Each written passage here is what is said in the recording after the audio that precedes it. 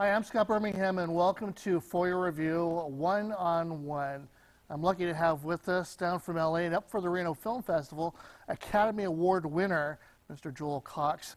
Hi, we're here with Jeremy Irons, a few minutes to be able to talk about his latest project, which is called The Last Lion. We've got some actors from a little show that a few people watched called The Sopranos. With Mr. Taylor Hackford, the director of Love Ranch, and Marty Katz, the producer, the star of the show, Dawson's Creek, Mr. James Van Der Beek. He's coming to us live satellite from LA. James, how you doing? I'm very well, thank you. We have a special guest, Nia Vardalos. How are you doing today? Hi. I'm sorry if I'm Great, thanks. How messing are you? your name up here. You guys are doing No, kind actually, of a... that was a pretty good one. Oh, good. Catherine. Catherine Narducci and Mr. Paul Peterson. Today is with a former star of Beverly Hills 90210, Ms. Tiffany Thiessen. How are you doing this morning? I'm good, Scott. How are you? Doing great. It was the outlaw Josie Wells, and there was this little scene around a campfire, and he wanted to cut the scene down, so I went in there and I cut the music down and the scene played. You made a cut in this? I said, yeah, we cut right here. He says, well, you can do that? I said, well, yeah, you just... He said, well, we always had this mess and a bad cut. And I said, well, I just, my background of learning music from Kenny Wilhoit. And he says, great. So we finished the film, and he just said to me that he his plan was for me to be with his team and be on his films. I did a play in LA in 1992 at the Tiffany Theater, and Jason Alexander came and he befriended, he wasn't famous from Seinfeld yet. He just started Seinfeld that September. Wow. So this is August. He becomes friends with the director. He wants to turn it into a movie, and he and I got a little bit chummy. Jumped to 1998. I'm in New York. I had a tiny role in Godzilla, the movie Godzilla. I left LA, went to the premiere in New York on a vacation, and I get a call from my agent. Jason Alexander wants to see you for his movie Cherry Pink, which he was directing right after Seinfeld went off the air. Does she travel with you? Does she have a sense of appreciation as you as an actress and what you do for a living? No, she doesn't know what we do. My husband's on Cougar Town, and it's great. You know, she's 5. She just worries about, when can she have candy.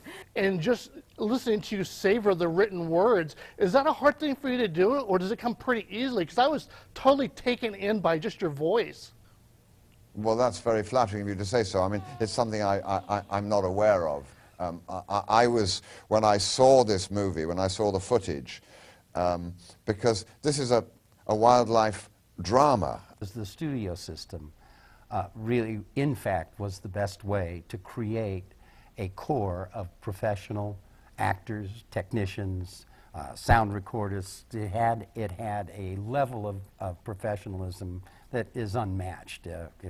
Today, you can't find that. I mean, the crew came to work in pressed Dickie's work clothes, you know. The edit is the last rewrite of the script, and it is. Very true. Do you sometimes go a little crazy once you're out there now? Oh, I gotta shoot this. I gotta shoot this. I gotta get that. It's not a bad idea to do it, because if you're austere and you say, I'm only going to do this, this, and this, and you go in the editing room and you want to go back, you can't. Right. Or it's going to cost you a lot of money. And try telling the producer that you want to go back. What? Why didn't you do it right the first time? It's a lot more expensive to go back. Reshoots or additional scenes cost a lot more than doing it right the first time. I want to search and siege this film because seeing an actress behind the camera to me says a lot in working with actors. Can you tell me about Just Pray for a few minutes? Yeah, it was a short film that I did about, I think about six years ago, I want to say. And it was a little passion project of mine. I always wanted to get behind the camera. It was written by a dear friend of mine who we both produced it together. And it was a film that, it was a great experience. There was an open call for the movie A Bronx Tale. Robert De Niro was looking for... My favorite actor. Yes, he was looking for a 9-year-old boy to play his son in the movie A Bronx Tale. I took my son, and I had, after my daughter, I had a son, and my life, I was living my life, but I still knew that I was going to be an actor. I took my son on that open call, and I realized that there was an open call for the mother, which I didn't know the mother was the wife of De Niro, but it was. And after my son went in for the audition on this open call, I asked the casting director, can I audition for for the mother. They're telling me that I need to go. Oh. They're flashing rap on, Okay, well, on the monitor here. So do I'm that having then. fun, but I know the work I did in that film, and I told her way on early in that film. I'd see her when they were shooting in Los Angeles. I'd go out on the set, and I told her, "Wow, girl, something special here." And she says, "You told me that." And I said, "Yeah, I told you, and I'm so happy for you."